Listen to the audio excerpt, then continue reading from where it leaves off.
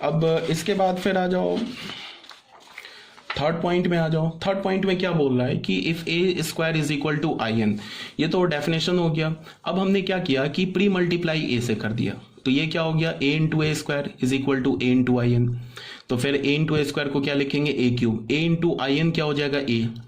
ठीक है, तो हमें क्या मिला फिर अगेन, ए स्क्वायर अगर आइडेंटिटी मैट्रिक्स के इक्वल है तो ए क्यूब भी आइडेंटिटी मैट्रिक्स के, सॉरी ए क्यूब क्या मिला हमें, ए के इक्वल। फिर हमने क्या लिखा, ए क्यूब को ए लिखा, फिर यहां से हमने क्या कर दिया, ए इंटू ए क्यूब, यहां ऐसे लिख लिया, तो ए क्यूब हमें ए मिल गया। ठीक है, फिर हमने क्या किया कि ए क्यूब ए मिला, फिर हमने इसमें ए फिर से प्री मल्टीप्लाई कर दिया, तो क्या मिल गया हमें, A into A cube is equal to A into A, तो ए इंटू ए फिर अगेन क्या मिल गया हमें, ए स्क्वायर। ए स्क्वायर को हमने क्या लिख दिया, आई, तो यहां से हमें रिजल्ट क्या मिल गया, A to the power 4 is equal to I. ठीक है, ए स्क्वायर आई मिला, ए क्यूब आई नहीं मिला, फिर ए टू द पावर 4 आई मिल गया। ठीक है, फिर ए टू द पावर 5 तुम कैलकुलेट करोगे ना तो फिर वो ए आ जाएगा, तो ए टू द पावर 6 कैलकुलेट करोगे तो फिर वो आई आ जाएगा। तो इससे क्या पता चल रहा है कि अगर हमारे पास कोई भी ए मैट्रिक्स इनवॉलेटरी मैट्रिक्स है तो उसका जो इवन पावर होगा ना, इवन पावर, वो हमेशा आइडेंटिटी मैट्रिक्स के इक्वल होगा, और जो ऑड पावर होगा वो सेम, अगर तुमने ए पर ऑड पावर लिया तो वो सेम मैट्रिक्स आ जाएगा।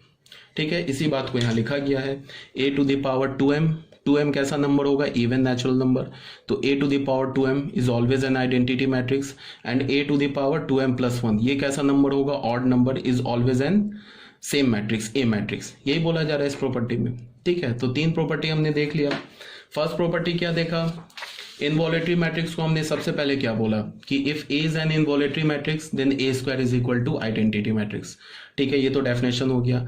सेकंड, फर्स्ट प्रॉपर्टी क्या बोला कि अगर ए इनवॉलेटरी मैट्रिक्स है तो उसका डिटर्मिनेंट या तो 1 होगा या तो -1 होगा। इसका ये मतलब होगा कि दुनिया के किसी भी इनवॉलेटरी मैट्रिक्स का इनवर्स एग्जिस्ट करेगा। ठीक है, तो सेकेंड प्रॉपर्टी में क्या हो गया, ए इनवर्स एग्जिस्ट कर गया, तो हमने प्री मल्टीप्लाई करके क्या बोल दिया कि A is equal to A inverse. यहां से हमें ये पता चल गया कि इनवॉलेटरी मैट्रिक्स खुद अपना इनवर्स होता है। तो ये तो हो गया सेकेंड प्रॉपर्टी। थर्ड प्रॉपर्टी हमें क्या पता चला कि if A is an involutory matrix then A पर कोई भी अगर तुमने इवन पावर लिया तो वो क्या हो जाएगा, फिर एक आइडेंटिटी मैट्रिक्स के इक्वल आ जाएगा, और ए पर अगर तुमने ऑड पावर लिया तो वो सेम मैट्रिक्स आ जाएगा। ठीक है, तो ये तीन प्रॉपर्टी क्लियर हो गया। तो ये था हमारा इनवॉलेटरी मैट्रिक्स। थर्ड में आ जाओ, निल पोटेंट मैट्रिक्स। निल पोटेंट का मतलब, निल का मतलब ही कुछ समझ में आ रहा है कि कुछ ये नल वगैरह कोई मैट्रिक्स आने वाला है। ठीक है, तो इसको भी देख लेते हैं।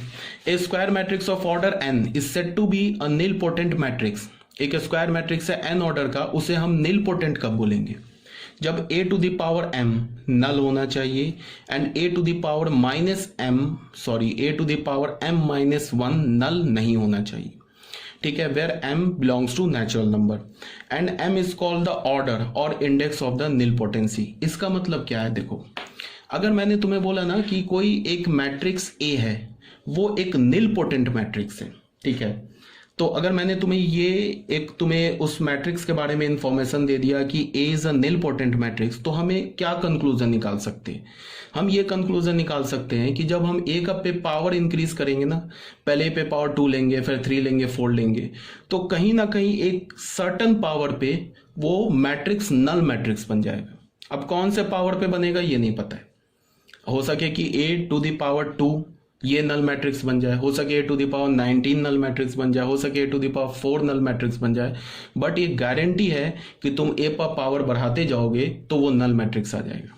Suppose that a to the power 4 null matrix बन गया, a to the power 2 null matrix नहीं बना, a to the power 3 null matrix नहीं बना, a to the power 4 null matrix बन गया। तो जब एक बार हमने a to the power 4 null matrix बन गया तो फिर a टू द पावर 5 लो वो भी नल आएगा, a टू द पावर 6 लो वो भी नल आएगा, एंड सो ऑन। ठीक है, तो अगर मैंने बोला कि a to the power 4 null matrix बन गया तो ऑब्वियस सी बात है a to the power 4 minus 1 मतलब a टू द पावर 3 एक नल मैट्रिक्स नहीं होगा। फर्स्ट टाइम जो नल मैट्रिक्स बना ना जिस पावर पे, उस पावर को हम निल पोटेंट मैट्रिक्स का इंडेक्स बोलते हैं या ऑर्डर बोलते हैं। ठीक है, तो अगर a to the power 4 null matrix बना तो a to the power 3 null matrix नहीं होगा। ठीक है, तो हम क्या बोलेंगे कि मैट्रिक्स A का जो ऑर्डर होगा, या बोलेंगे कि ऑर्डर ऑफ नील पोटेंसी या index of nilpotency is 4। ठीक है, तो अगर कोई मैट्रिक्स नील पोटेंट मैट्रिक्स है तो उस पे सर्टन पावर रेस करते जाओ, मतलब पावर बढ़ाते जाओ 1 2 3, तो कभी ना कभी वो नल मैट्रिक्स आ जाएगा, इस बात की गारंटी है। और एक बार जिस पावर पे वो नल आ गया उसके बाद अगर फर्दर पावर इंक्रीज करोगे तो नल आता ही रहेगा। ठीक है, तो ये तो हो गया हमारा नील पोटेंट मैट्रिक्स का डेफिनेशन। अब आ जाओ प्रॉपर्टीज में। तो फर्स्ट प्रॉपर्टी क्या बोल रहा है, A to the power m अगर नल मैट्रिक्स है and A to the power m-1 null नहीं है, तो इसका क्या मतलब होगा, m is called the index और ऑर्डर। ये तो वही बात यहाँ लिखा होगा फर्स्ट प्रॉपर्टी में। ठीक है, तो m को हम क्या बोलेंगे, ऑर्डर बोलेंगे।